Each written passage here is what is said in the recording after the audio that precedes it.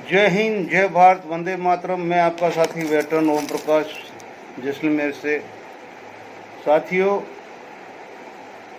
आज के मंथन में मैं बोलूँगा कम और आप मेरी क्लिपें ज़्यादा देखेंगे। लेकिन मंथन शुरू करने से पहले, जैसे कि मुझे कल पता चला कि हमारे देश के माननीय प्रधानमंत्री मोदी जी 26 तारीख को करगिल शहीदों को अपनी श्रद्धांजलि देने के लिए जा रहे हैं करगिल के अंदर। मैं छोटा सा एक अदना सा देश का नागरिक हूँ, पूर्व सैनिक हूँ। देश के पीएम साहब को सिर्फ हाथ जोड़ के इतना ही वंदन करना चाहता हूँ कि आपको उस करगिल की धरती की मिट्टी की कसम, उन शहीदों की कसम, थोड़ा सा आपके लिए कोई बड़ी बात नहीं है। करगिल के अंदर 527 हमारे जवान शहीद हुए थे, 1300 घायल हुए थे। आप प्रधानमंत्री है, आपके लिए आज तो कुछ ज़्यादा नहीं, 23 तारीख है, 26 तारीख आगे है। आप चाहें तो एक दिन के अंदर रिपोर्ट ले सकते हैं, कोई बड़ी बात नहीं है। सोल्जर बोर्ड से कितने 527 के 527 को जो उस वक्त की सरकार ने जो डिक्लेयर किया था, उनको अपना हक मिल गया या नहीं मिला? घायलों को अपना हक मिला या नहीं मिला? कईयों के दोनों पाँव नहीं है, कईयों के दोनों हाथ नहीं है, कईयों का एक पाँव नहीं है, कईयों का एक हाथ नहीं है, जो कि मतलब एक बहुत ही हिंदुस्तान की एक रिपोर्ट मैंने पीछे लगाई है अखबार की, हालांकि 21 की है, लेकिन 21 तक उन्होंने कम से कम सर्वे तो किया कि बहुत लोगों को कुछ नहीं मिला अभी तक। मेरे राजस्थान में मेरी गौरव सेनानी झुंझुनू की टीम घूम रही है। हाँ, उन्होंने बोला कि साहब अपने टोटल 71 हमारे हुए थे, मेरे रिकॉर्ड के अनुसार या सरकार के रिकॉर्ड के अनुसार 71 हमारे शहीद हुए थे राजस्थान से। अभी रिपोर्ट इतनी है कि जो ग्राउंड में घूम रहे हैं, तो हमारे झुंझुनू के जो 21 शहीद हुए थे, उन 21 को कहीं न कहीं कुछ न कुछ तो ज़रूर मिला है। मैंने पीछे क्लिप चढ़ाई है, आज आपको वो क्लिप देखनी है। मेरे एक साथी है, वो हमेशा 24 घंटे, बेशक 4 घंटे सोना पड़े, अभी इस करगिल का जो मूवमेंट चल रहा है, तो मैंने उन साहब को यही बोला था कि साहब थोड़ा सा आप मीडिया पे इतनी नज़र रखो कि मेरे को इतना टाइम नहीं है कि आप थोड़ा सा कि कहाँ क्या हो रहा है, क्या सच झूठ क्या चल रहा है।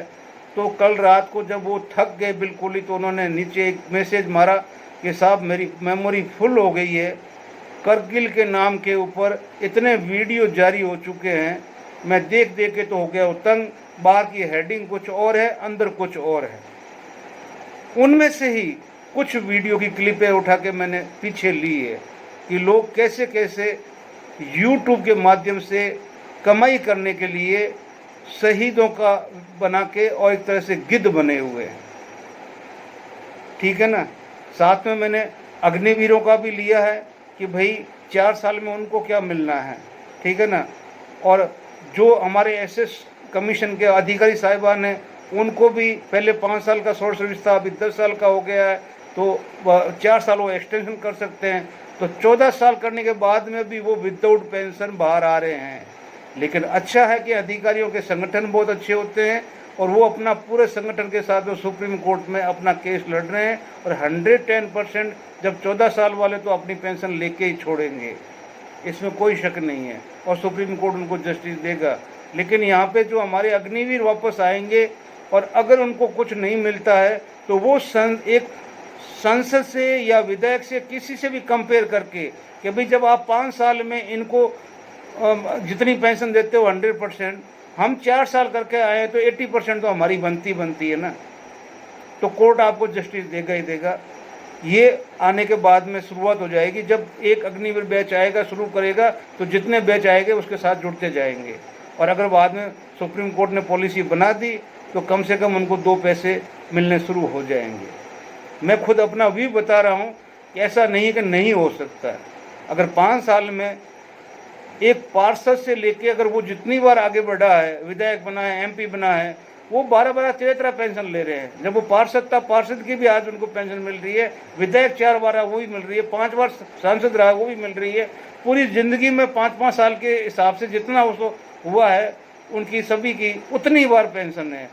तो ये 4 साल वाले को तो आप एक ही बार 80% के हिसाब से रेशियो से दे देना, जो आपकी पेंशन है उसकी 80% इनको दे देना, हो जाएगा।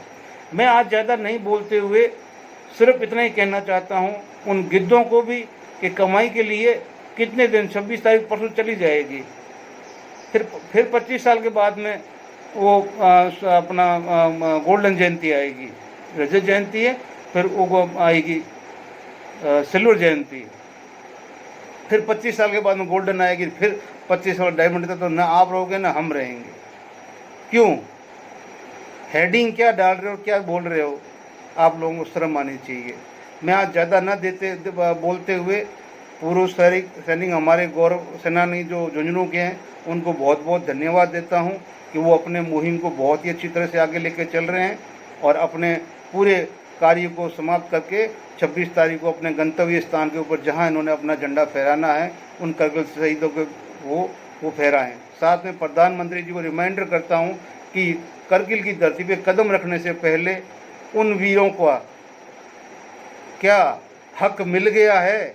इस देश में कोई ऐसा तो नहीं है जो उस 527 में शामिल था और उसकी विधवा आज भी 2 वक्त की रोटी के लिए जूझ रही है, उसके बच्चे आज भी बहुत कुछ चीज़ों के लिए जूझ रहे हैं, एजुकेशन लेने के लिए जूझ रहे हैं, सब कुछ अपने बाप के उस जो कमाई आने वाली थी या जो कुछ भी था जो एक बाप अपने बच्चों को देता है उसके लिए वो महरूम रहा हुआ है।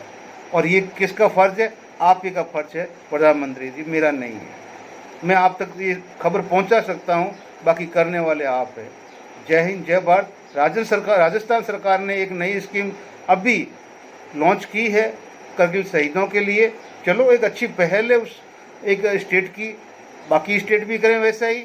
और वो जितने भी करगिल के हमारे घायल योद्धा है या जो हमारे करगिल के जो शहीद है वो लोग इस फॉर्म को भर के इस वेबसाइट पे अपलोड करें ताकि सरकार की तरफ से उनको जो भी अभी ये जो हमारी रजत जयंती में जो भी सहायता कोष से खोला हुआ है तो जो भी मिलेगी उनको मिलेगी।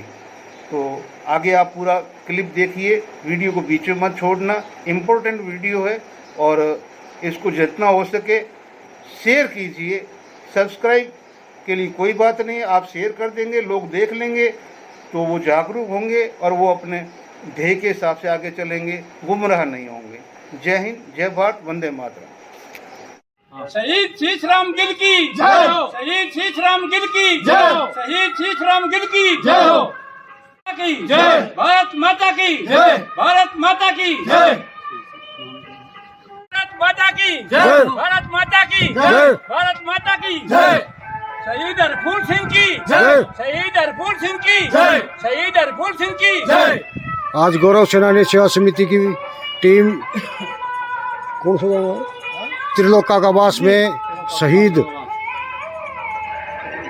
नाम क्या, जगदीश, हाँ, शहीद हरफूल सिंह की प्रतिमा को माल्यार्पण करते हुए वह शहीद के भाई साहब, बड़े भाई साहब को सम्मानित करते हुए गौरव सेनानी सेवा समिति की टीम, गौरव सेनानी सेवा समिति की टीम बिसाऊ शहीद रामस्वरूप की मूर्ति को माल्यार्पण करते हुए गौरव सेनानी सेवा समिति की टीम। भारत माता की जय, भारत माता की जय, भारत माता की जय। हाँ, शहीद रामस्वरूप की जय, शहीद रामस्वरूप की जय, शहीद रामस्वरूप की जय। ये हमारे झुंझुनू के गौरव सैनिक और कल का दिन भी बहुत ही इनका व्यस्त रहा और ये शहीदों को माल्यार्पण करते हुए शहीदों के परिवार के बीच में सभी शहीदों की वीरांगनाओं को मतलब श्रद्धा सुमन और उनको ये गिफ्ट देते हुए उनका सम्मान करते हुए ये अब सब आप देख सकते हैं। हर वीर को उसकी प्रतिमा के पास में जाके श्रद्धांजलि दी गई है, पुष्प समर्पित किए गए हैं, साथ में उनके परिवार को बुला के परिवार के घर जाके सब कुछ ये सारे ही खुद शीशराम जी डांगी और उनकी पूरी टीम जो भी है, मैं पहले भी नाम बता चुका हूँ, सारी टीम ने मिलके ये किया गया है। अब यहाँ पे एक मैं पते की बात बताना चाहता हूँ कि झुंझुनू के इन लोगों को जब ये शुरू हुए थे तो मैंने इनके उपाध्यक्ष है रोहिला जी, ब्रह्मानंद रोहिला जी, तो उनको बताया था कि आपने अभी जो कारगिल के टाइम में जो अनाउंस किया गया था कि ये चीज़ें मिली थी, इन हमारे परिवारों में झुंझुनू में कितना शहीद हुए थे, तो टोटल 19 हुए थे और 19 के 19 फैमिलीज़ को कुछ न कुछ मिला, किसी को पेट्रोल पंप, किसी को ज़मीन, किसी को नौकरी। इनमें से 3 वीरांगनाएं तो एसडीएम बनी हुई है। तो कहने का मतलब है जो पढ़ी लिखी थी उन्होंने फ़ायदा लिया है और बाकी को भी मिला है। लेकिन राजस्थान के टोटल 527 में से 71 जवान शहीद हुए थे, 71 जवान। बाकी के बारे में अभी हम राजस्थान जो राज्य सोल्जर बोर्ड है उसको हम अपनी आरटीआई भेजेंगे।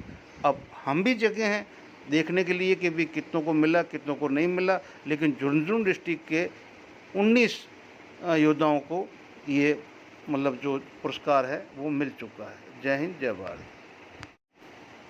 अब साथियों मैं यहाँ पर हमारे कैप्टन भदौरिया साहब की वीडियो को साथ में सपोर्ट ले रहा हूँ और इसके अंदर जो बहुत ही अच्छी बात है बताई गई है कि army headquarter additional general branch ने एक फ़ोल्डर निकाला है अभी सर्विंग सोल्जर अधिकारी सभी के लिए, जेएसयू जवान जितने भी है।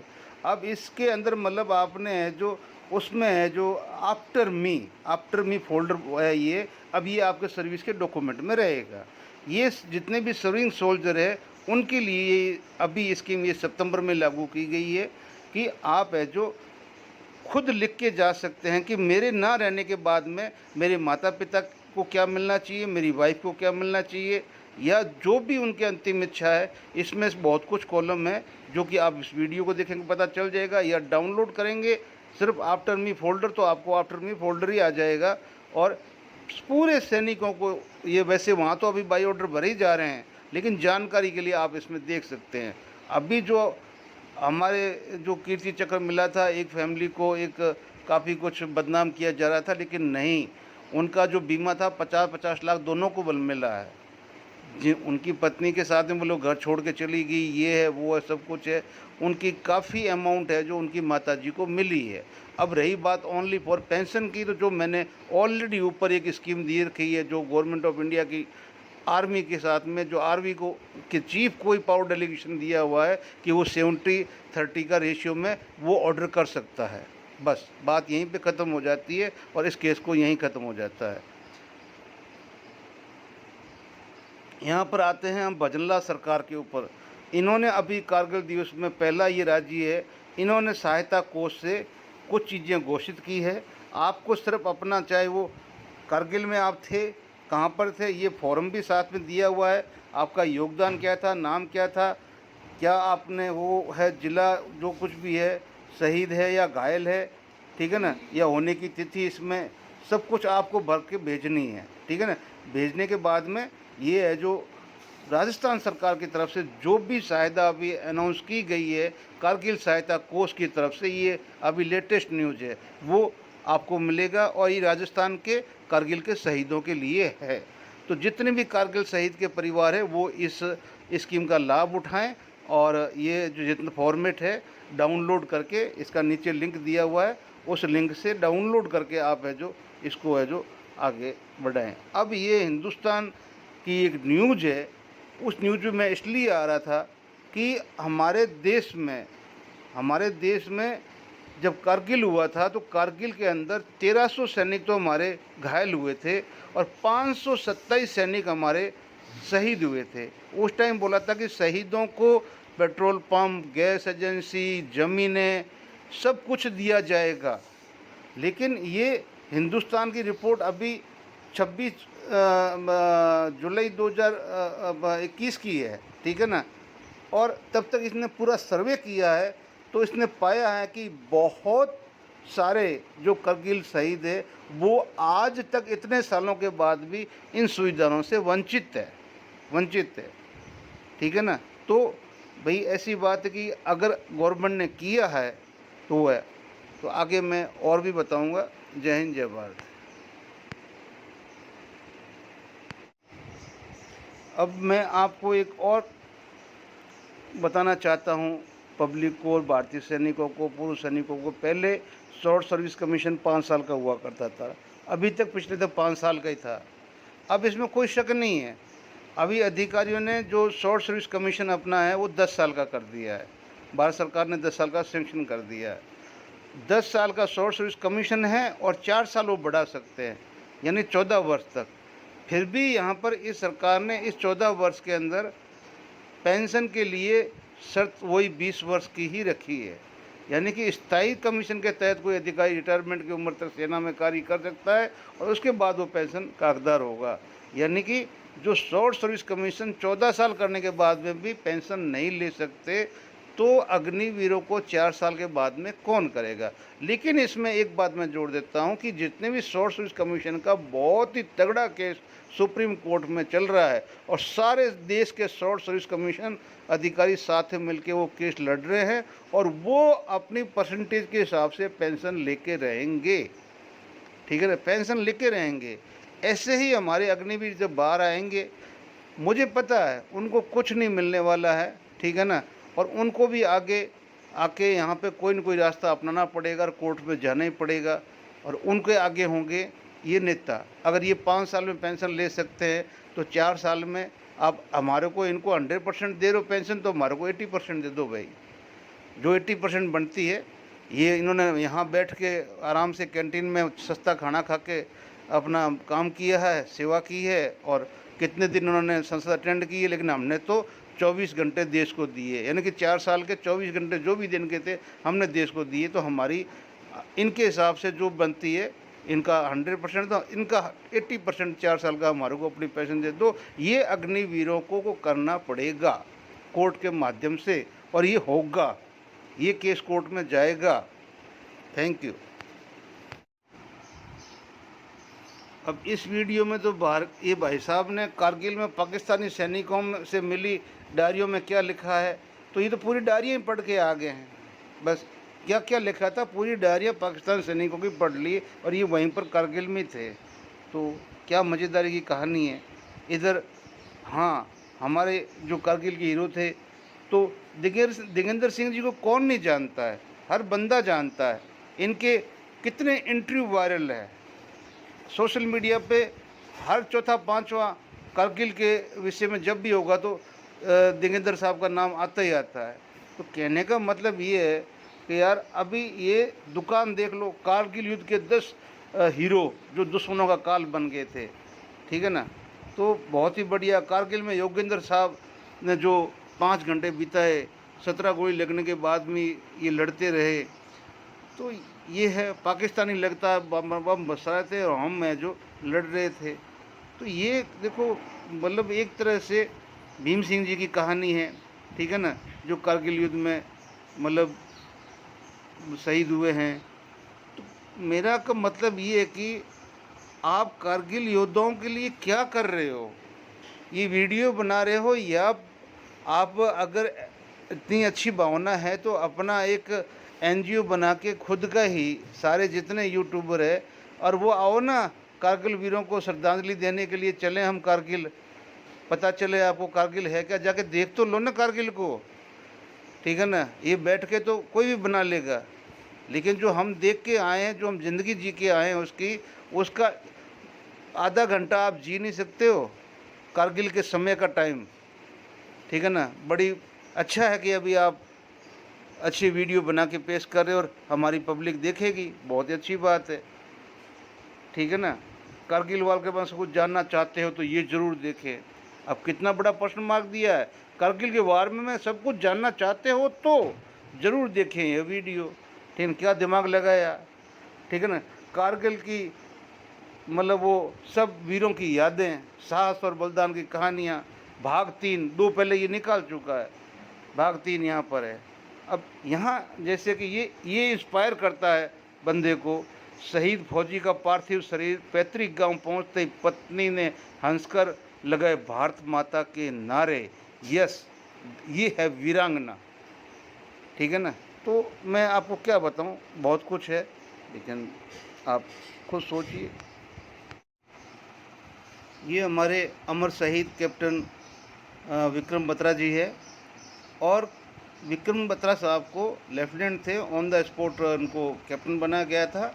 और वहाँ पे इन्होंने अपना जो जीवन जिया है और इन्होंने अपना एक खुफिया नाम रखा हुआ था शेरशाह। ये जो भी ऑपरेशन करते थे शेरशाह के नाम से करते थे, और इसीलिए इनका नाम शेरशाह रखते हुए इनकी फिल्म भी बनी है शेरशाह। और ये कारगिल के बहुत ही अच्छे शेर थे, और इनकी शेरशाह फिल्म भी बहुत ही अच्छी चली। और इनकी जीवनी से मतलब इंस्पायर होकर जो इनकी खुद की गर्लफ्रेंड थी उसने अभी तक शादी नहीं की है। उन्होंने अपने आप को उनकी आत्मा के साथ में जोड़ दिया है। लेकिन फिर भी मैं ये कहूँगा कि ये कारगिल का एक तरह से मतलब सीजन आ गया है। क्या आ गया है? सीजन।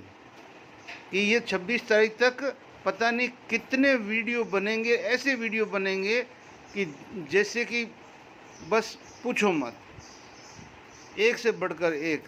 लेकिन जब यूथ को पता चलना चाहिए, बिल्कुल सही है, लेकिन आज के दिन यूथ के पास में वो ऑप्शन नहीं है जो ऑप्शन उस टाइम भारत सरकार की इस सेना के पास में था। जय हिंद, जय भारत। ये मैं उत्तर भी आपके साथ में भेज रहा हूँ कि इसमें बिल्कुल बोला गया है, ठीक है ना, क्लियर बोला गया है कि केंद्र सरकार के कर्मचारियों के संबंध में पुरानी पेंशन स्कीम के तहत बहाल करने के लिए भारत सरकार के पास कोई प्रस्ताव विचाराधीन नहीं है। बात हो गई ख़त्म। ये अभी कैबिनेट की अभी की न्यूज़ है ये, ठीक है ना। ये अपना बजट बैठने से पहले से ये क्वेश्चन आंसर में हुआ है। तो अगले बंदे को चाहिए था वीवर, आपको उसमें कुछ मिलने वाला है नहीं। अब आप शांति करके बैठ जाइए। ओपीएस कैसे मिलेगी वो हम बाद में बताएंगे। ये प्रूफ है कि इस हेडिंग को देख के, ठीक है ना, आप देख लो कि 14,073 12 घंटे में बंदे देख चुके हैं इसको, जबकि ओल्ड पेंशन लागू नहीं है। इसमें क्लियर मतलब वो है, लेकिन इस हेडिंग की वजह से देख चुके हैं। आप बताइए क्या होगा। ये एक बहुत बड़ा गिद्ध है और ये सेना से ताल्लुकात नहीं रखता है। ये कोई सिविल डिपार्टमेंट से, ये सिविल नहीं है। इसको जंतर मंतर के से जोड़ दिया था हम लोगों ने, और बहुत ऊपर तक मतलब ये 1000 से इसको शुरू किया था हमने ही बाइटें दे के, इंटरव्यू दे के आज इसको है जो समझ लो आप 1.5 लाख तक, 154 यानी कि 1.5 लाख तक इसके व्यूवर पहुंचा दिए। लेकिन अब ये शहीद लेफ्टिनेंट अंजू की पत्नी से जाके इनका रिपोर्टर सवाल क्या करता है, तुम दोनों का प्यार कैसे हुआ, ठीक है ना, वो शहीद कैसे हुए, आपको क्या खबर मिली। अच्छा, कीर्ति चक्र मिला, ठीक है, आपने समाचार पूछा, लेकिन कीर्ति चक्र से आपको कैसा अनुभव हो रहा है।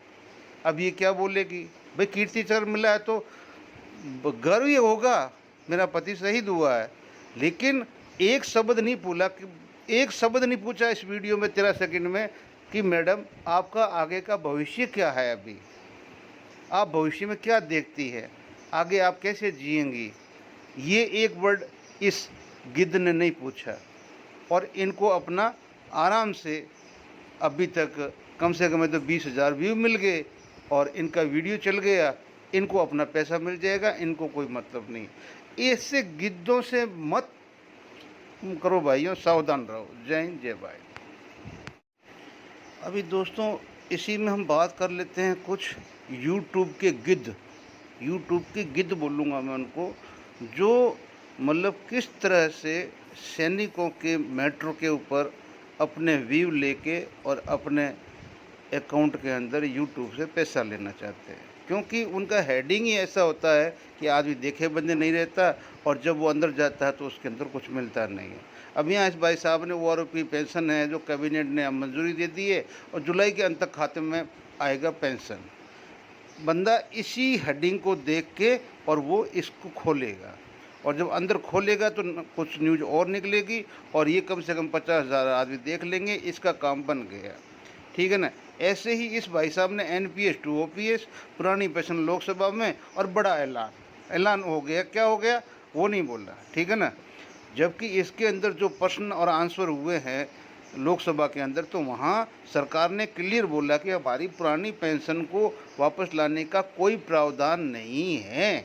मतलब ये राज्य वित्त मंत्री ने क्लियर मतलब लोकसभा में जवाब दे दिया। लेकिन इस लिच्चड़ को अपना वो चाहिए, क्या चाहिए, मेरा वीडियो कितना अपग्रेड जाएगा, वो जाएगा, क्योंकि सेना की खबर है, देश के पेंशनरों की खबर है, तो इनमें इनको व्यू मिलने ही मिलने हैं। और इस व्यू की वजह से ये गिद्ध जो है अपना काम चला रहे हैं। अब मुझे चाहे आप छोटा गिद्ध समझ लो, कुछ समझ लो, लेकिन मैं आपसे लाइक नहीं मांग रहा हूँ, सब्सक्राइब नहीं मांग रहा हूँ। जय हिंद, जय भारत।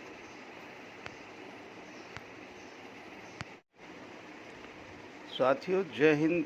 जैसा कि मैंने कल की वीडियो में बताया था कि मैं एक एग्जांपल आपको बताऊंगा कि कैसे एक शहीद परिवार की पत्नी जब सारा ही सब कुछ अपने कब्जे में कर लेती है तो माता पिता को भी उसका हक मिलता है, जिसकी पॉलिसी आप इसके अंदर मैं आपको only central government of India ministry of defence letter number ये इसमें दिए हुए हैं 4684/D/R पेंशन 2001 की ये पॉलिसी है, डेटेड 14 अगस्त 2001, मतलब अमेंड भी हुई है, वाइड लेटर नंबर 700 और डेटेड 7 नवंबर 2001, यानी कि ये 2001 के अंदर ये पॉलिसी अमेंडमेंट हुई है। किसी भी शहीद के परिवार के फैमिली अगर मान लो सब कुछ अपने पास में कब्जे में कर लेती है एज एन ओ के, तो उनके माता पिता को अपनी पेटिशन है जो बना के चीफ ऑफ आर्मी स्टाफ तक पहुंचानी चाहिए। और मैंने कल ही बताया था कि ऐसा प्रोविज़न है कि उसके बाद में वो 70-30 की रेशियो के अंदर इसको डिवाइड कर देते हैं। मैं इस लेटर को जिसको भी चाहिए तो भेज दूंगा, मेरे से लिंक कर सकते हैं, लेकिन ये पॉलिसी आप इस वीडियो के माध्यम से आगे फैलाएं। जय हिंद, जय भारत।